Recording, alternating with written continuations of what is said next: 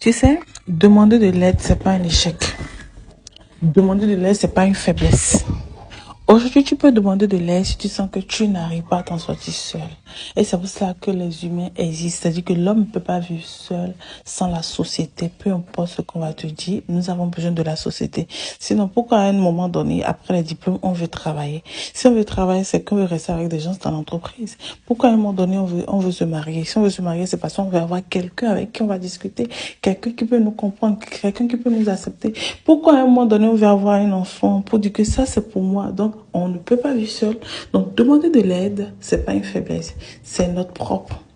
Mais, la dernière fois, j'ai été surprise, en fait, quand j'écoutais la dame qui disait, Madame, j'ai l'impression que quand je veux prier, je suis lourde. Je sens que l'atmosphère est lourde autour de moi. Je lui ai dit, Madame, écoutez ceci. C'est pas parce que tout est calme que tout va bien.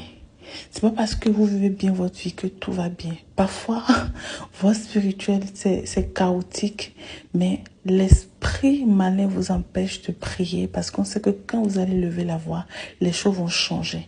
Alors, si tu te retrouves aussi dans ce schéma et que tu n'arrives plus à prier, les choses t'arrivent mais tu n'arrives plus à parler, les choses t'arrivent mais tu sais pas.